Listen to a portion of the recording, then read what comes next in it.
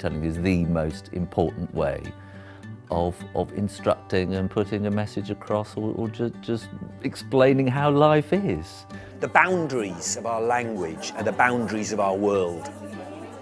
If you have an extensive vocabulary, then you are able to come to terms with the experiences that you have to go through during your life. I think one of the best ways of teaching children is to teach by stealth, where they don't actually believe that they're learning because they're having fun. I think they realise there's nothing that you can get wrong. There's no right idea, even better, there's no wrong idea. If you love something, you will be good at it, and loving words and languages will help you for the rest of your life. Okay, right.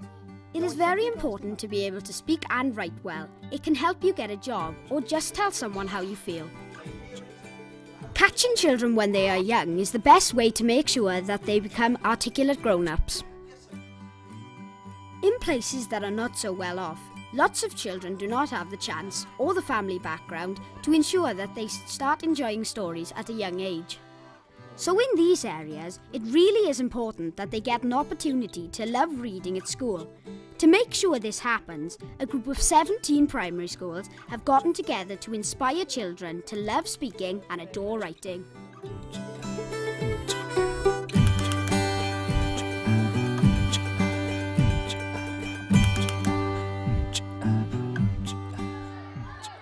Listening to a story can whisk you off to faraway places and times long ago, and capturing the imaginations of young readers can also inspire them in their own work, not just in creative writing, but in other areas as well. In each of the 17 schools, authors, storytellers and theatre groups have been invited in to work with the pupils and teachers to find new ways to encourage children to get excited about reading, writing and speaking. And basically what we're doing here is to look at different ways of motivating and inspiring children and encouraging them to take off and fly. At the moment, children often find it difficult to write stories, and from their report writing and other types of writing. This will help them to start performing those skills and also to develop a love of writing. Educate! Educate! One of the things that has caused a reduction in the amount of reading that many children do is competition from newer forms of entertainment like video games. Not to be daunted by this, Tim Rylands has developed a method of teaching that brings computer games and literacy together. Watch this. Are you ready? Look. Now you need to watch carefully because now that computer games can be such an immersive landscape of wonderful ideas and opportunities to create. And what we've been doing is looking at landscapes that we've gone wandering through. Using the game Mist, Tim Rylands transports his class to another world and uses his strange and alien landscape to stimulate their imaginations. With a theatrical style, he introduces sophisticated literary concepts to the children. What is it when you compare one thing with something else, like I'm walking on an apple crumble, or it's as hot as an oven in here? Could be called a simile. Not bad. The pupils are asked to write a description of the landscape in the game, and they are encouraged to break away from drab prose and let their imagination run riot. Above me, I can feel the wind blowing onto my dry skin. I smell the burning fire, hot, a steaming volcano. That wasn't a good piece of writing, was it? That was a fantastic piece of writing! By combining literacy with a technology that is popular with young children, and with young boys in particular, Tim Ryland is able to get his pupils to be passionate about their writing.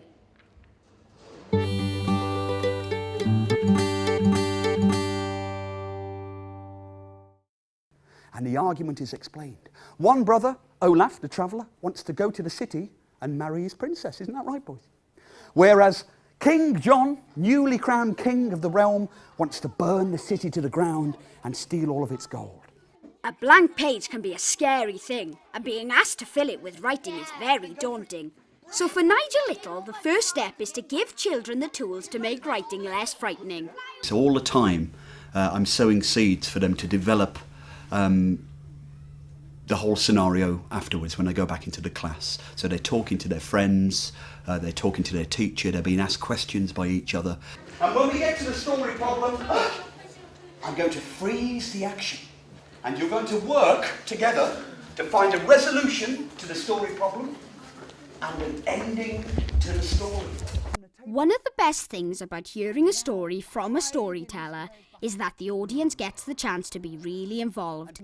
Nigel Little uses this to the full, encouraging his pupils to take hold of the story and go wherever their imagination takes them. It's about us all going on a journey and an adventure together, and that journey and that adventure involves artwork, drama.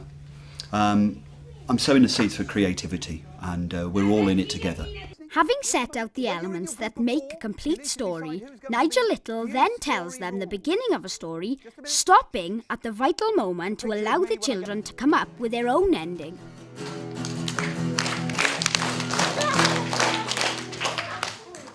Good afternoon, ladies and gentlemen. Welcome to Afternoon Theatre. Are you ready for the next play?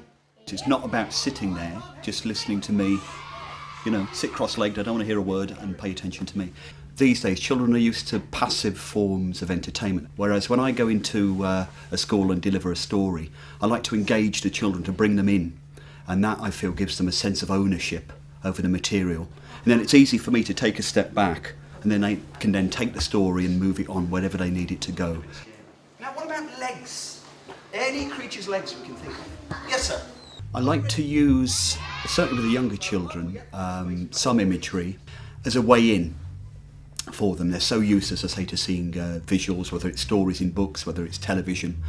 And all of a sudden, they're using the picture as a point of growth for them. They're looking at it and they're thinking, why is she old?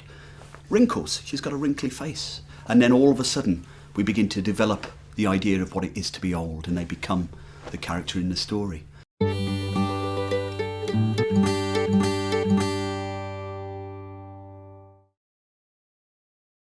For most children, the first books that they will learn to love will be picture books, and for some children, images will be the things which most stimulate their imagination. So a visit from celebrated illustrator and author Soo Rayner can cause a lot of excitement. He found the shipwrecked sailor sitting on a raft in the middle of the sea, just as the stewed fish had said.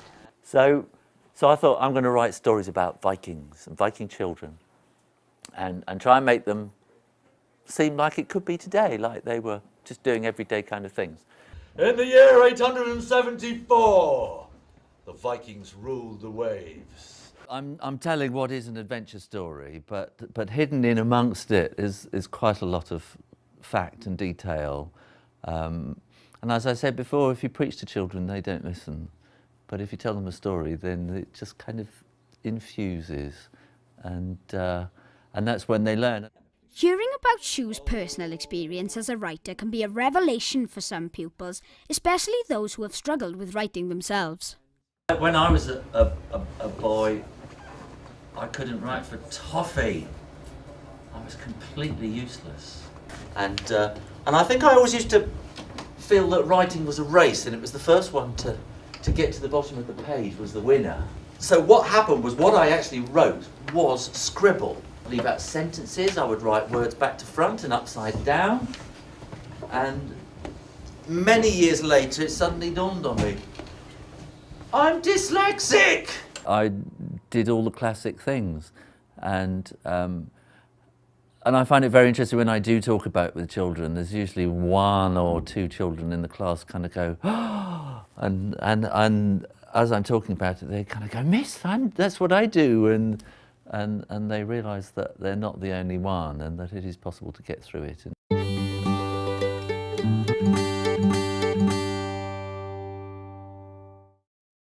And lastly, the giant.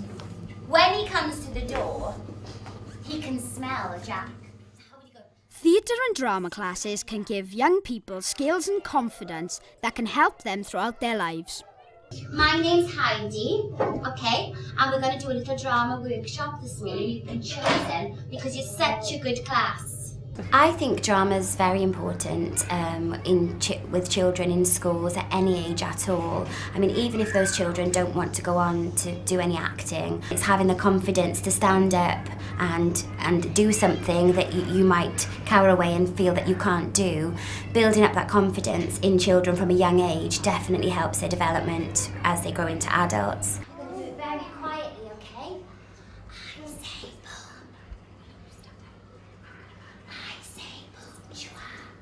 The lively nature of theatre workshops can have a seemingly magical effect on hard-to-reach pupils. There was one child this week where a teacher said they'd actually never, ever spoke in class. And I chose them to come up because obviously I don't know the children. And the child was having so much fun with the lesson that she spoke out, and we were doing a game with them about turning their volumes up to their voices, and she did that, and the teacher said even that, you know, just saying, it was one line basically, loud and clear, and the teachers were, you know, over the moon about that. Romeo leaped to his arms, untalked of and unseen. Even works as rich and complex as Shakespeare can be made accessible to young children if they are delivered in the right way. Excellent. Okay, relax. I have a belief that primary school children are much more open to Shakespearean language actually than secondary school children, because it's just another game to them, the language. So for me, my approach is making it a game. So the first thing that I do is looking at the pictures in Shakespeare's language, and I get them to make frozen pictures in response to the language, to the text. So the first thing they do is hear the language. Okay, so it becomes something that they're used to then, before they even start speaking it. Drama at any level increases confidence, because it's allowing them in a safe environment to get up and speak and express themselves and use their imagination. These particular workshops that I'm doing, which is using Shakespeare, allows them to listen to, understand, and then speak 400-year-old text. So it gives them ownership to Shakespeare, and it gives them access to Shakespeare and ownership of it. One of the things that is very important for the RAISE project is that it doesn't become a one-year wonder, and that the lessons and skills learned through the project are carried on through subsequent years. To make this happen, teachers have been receiving training from professional storytellers so they can carry on the good work. You've read the stories, you've separated what you regard to be the essence of the story from the printed page. But I want you to think about eye contact. I want you to put down the pieces of paper so you can't refer to them, because if they're available to you, then you will refer to them. Whereas if you don't have them, when you feel anxious, you'll just make something up. And that's the way storytelling works. If you forget something, you just invent something. It's been really useful experience because it helps you in your mind sort of storyboard different stories, and it's made you think about the emphasis that you place on different parts of stories as well. I want the teachers to have extensive skills with which to tell their stories to children. So I'm talking about pause, I'm talking about gesture, I'm talking about making the children jump. Remember that your audience haven't heard the story yet. So if you do panic and forget it, you can either turn to the person with whom you're telling the story, if you're sharing the story, or pause. They'll think you're being meaningful. For them, it's a dramatic pause. For you, it's a traumatic pause. The RAISE project has shown that getting young children excited about language is the first and best step towards making sure they learn to love speaking and adore writing. But don't take our word for it. I think I make good stories, and I do. After listening to the show today, I'm going to write more stories. After this morning, I'm really excited about doing some writing. When the authors come, I really look forward to it. I'm not much into English and grammar and all that, but when they come, they make it fun for me. They make me enjoy it more and want to do more.